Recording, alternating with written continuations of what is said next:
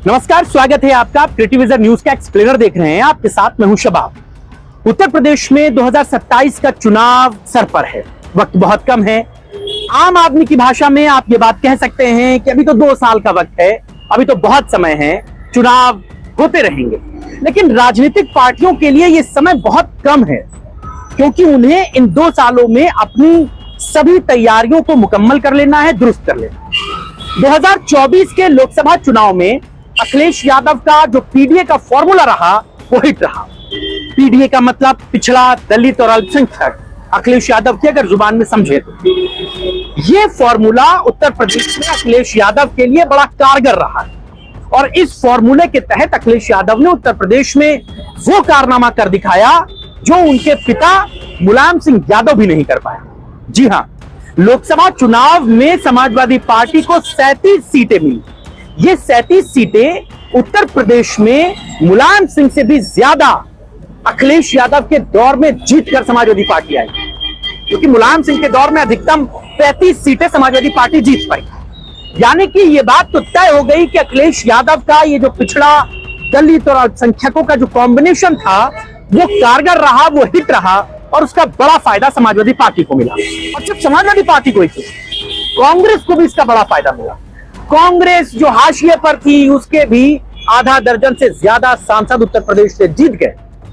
अब अखिलेश यादव का ये फॉर्मूला हिट हो गया, तो अब दूसरी पॉलिटिकल पार्टीज के लिए इस फॉर्मूले की काट निकालना बहुत जरूरी हो चला और उन्हें अपने इस फॉर्मूले की काट के लिए हर तिकड़म बनानी उन्होंने शुरू कर दी। सबसे पहले बारी मायावती अखिलेश यादव के पीडीए के फॉर्मूले से हिट होने के बाद सबसे ज्यादा चिंता में, क्योंकि अखिलेश यादव के पीडीए में जो 3 वर्ग सबसे बड़े वोटर्स हैं ना, वो पिछड़े, वो दलित, वो अल्पसंख्यक। वही वोटर कमोबेश मायावती के भी, यानी कि बहुजन समाज पार्टी के भी वोटर रहे।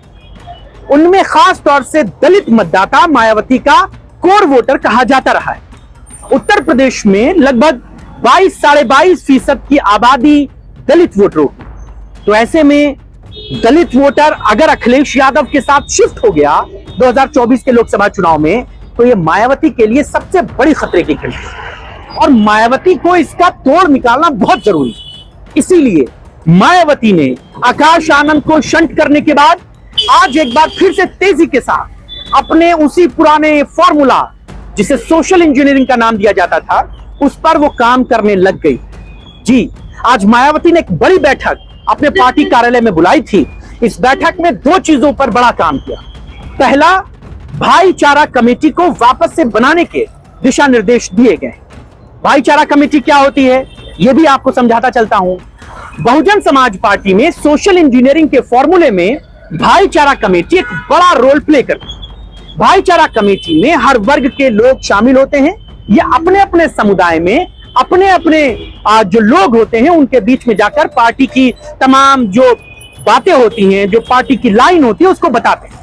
इसी को मायावती ने बहुत करीब से समझा था और 2007 के विधानसभा चुनाव में वो सत्ता के शिखर तक पहुंची, इसी सोशल इंजीनियरिंग के फॉर्मूले से, इसी भाईचारा कमेटी के फॉर्मूले से। मायावती अब देख रही है कि अखिलेश यादव का पीडीए का फॉर्मूला हिट हो रहा है, तो अब इसका तोड़ क्या हो सकता है? इसका तोड़ यही है कि वापस से अपने पुराने फर्मे में लौटा जाए। और मायावती सबसे पहले जो भाईचारा कमेटी है उसको एक बार फिर से बहाल कर रही है। आज इसी को लेकर के पहले फेज में भाईचारा कमेटी को बनाए जाने के दिशा निर्देश मायावती की तरफ से दिए गए। भाईचारा कमेटी को भी 2 चरणों में बनाया जाएगा। पहले चरण में जो पिछड़े, दलित और अल्पसंख्यक समुदाय के लोग हैं उनको इसमें जोड़ा जाएगा। फिर उसके बाद दूसरे चरण में जो अगली जातियां हैं, जो सवर्ण जातियां हैं, उनको इसमें जोड़ा जाएगा।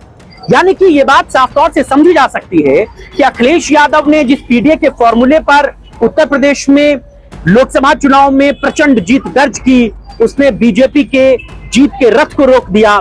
रथ को रोक क्या दिया? उसके पहिए उखाड़ दिए। योगी आदित्यनाथ, भाजपा को समझ में नहीं आया कि इसको हल कैसे करें। उस फॉर्मूले पर सबकी चिंताएं हैं और मायावती के लिए चिंता लाजमी भी, क्योंकि उत्तर प्रदेश में 403 विधानसभाएं हैं।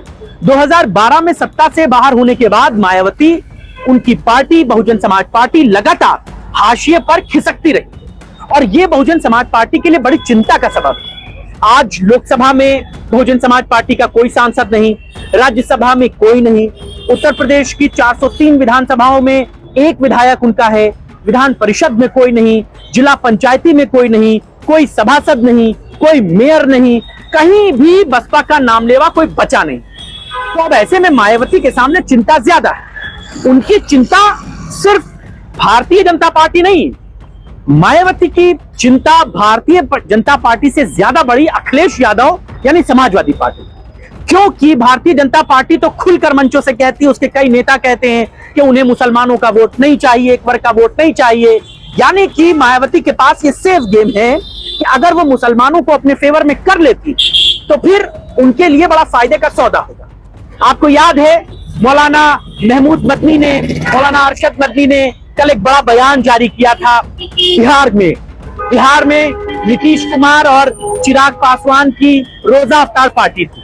चूंकि वक्फ अमेंडमेंट बिल लोकसभा में है और इसको लेकर के all India Muslim personal law board ने एक बड़ा प्रदर्शन एहतजाज दिल्ली में किया था। नीतीश कुमार की तरफ से इस पर कोई support all India Muslim personal law board को नहीं मिल रहा है, ना ही चिराग पासवान की तरफ से। तो ऐसे में चिराग पासवान और नीतीश कुमार के रोजा अफ्तार पार्टी के बहिष्कार की बात मौलाना महमूद मदनी की तरफ से, मौलाना अरशद मदनी की तरफ से कही गई और उसका असर भी हुआ। चिराग पासवान की अफ्तार पार्टी में कोई भी बड़ा मुस्लिम रहनुमा नहीं पहुंचा। कुछ यही हाल कमोबेश नीतीश कुमार में भी रहा। उनके जो मुस्लिम नेता हैं वो तो थे, पार्टी के बाहर का कोई भी आदमी नहीं है। यानी कि मुसलमानों ने भी बिहार में ये बात समझ ली कि भाजपा की लाइन पर अब नहीं चलना। मायावती ये बात जान चुकी हैं कि अगर मुसलमान भाजपा से दूर होगा तो उसके लिए हम एक अच्छा माध्यम बनकर सामने रहे, वरना वो सपा या कांग्रेस में चला जाएगा। अब मायावती यही कोशिशों में है कि समाजवादी पार्टी का जो पीडीए का फॉर्मूला है, पिछड़े दलित और अल्पसंख्यक, अगर इनको अपने फेवर में कर लिया जाता है तो उत्तर प्रदेश में 403 में से 150 से 200 सीटों के प्रभाव में रहा जा सकता है। यानी कि ये तीनों जो जातियों के लोग हैं वो इन 200 विधानसभाओं में अपना रसूख रखते हैं, आपको लंबी पारी जिता सकते हैं। अब अखिलेश यादव चूंकि लोकसभा में जीत के रथ पर सवार हैं, उनके साथ एक फ्लो है दलितों का। जिस तरीके से हमने अवधेश पासी को देखा अयोध्या में, एक जनरल सीट पर उनको अखिलेश यादव ने लड़ा दिया और वो जीत गए। अयोध्या में एक बड़ा कीर्तिमान हो गया, भाजपा की बड़ी फजीहत हो गई। उत्तर प्रदेश में 17 सीटें रिजर्व है लोकसभा की, 18 सांसद जीत के लोकसभा पहुंचे दलित, उसमें अवधेश पासी अलग से थे जो जनरल सीट पर जीत कर पहुंचे।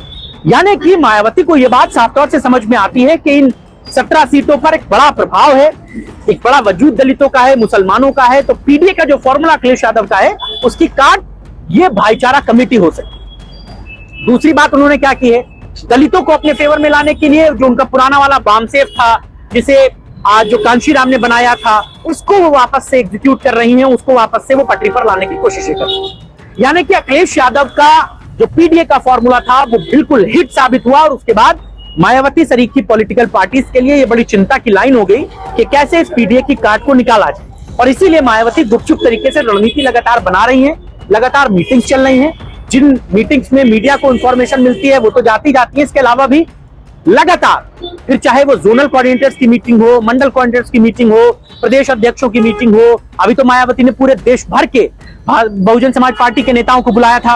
यानी कि मायावती उस सोशल इंजीनियरिंग के फॉर्मूले पर वापस लौटना चाहती है और वही पीडीए की काट मायावती के लिए साबित होगा, फ्रूटफुल साबित होगा। अब कैसे इन तमाम चीजों से मायावती बाहर निकल पाएंगी, इस पर सबकी निगाहें रहेंगी। मायावती के लिए ये सोशल इंजीनियरिंग का फॉर्मूला क्या पीडीए की काट बन पाएगा, इस पर सबकी निगाहें रहेंगी। अखिलेश यादव तो लगातार अपनी तैयारियों में जुटे हुए ही हैं, मायावती भी कोशिश कर रही है कि 27 की लड़ाई में वो मजबूत नजर आए। तो आप इस पर क्या सोचते हैं मायावती के इस फॉर्मूले पर, कि क्या ये सोशल इंजीनियरिंग का मायावती का फॉर्मूला समाजवादी पार्टी के पीडीए की काट बन पाएगा, साबित हो पाएगा? इस पर आप क्या सोचते हैं हमें जरूर बताइएगा, आपकी राय का हमें इंतजार रहेगा। आज की चर्चा में बस इतना ही, नमस्कार।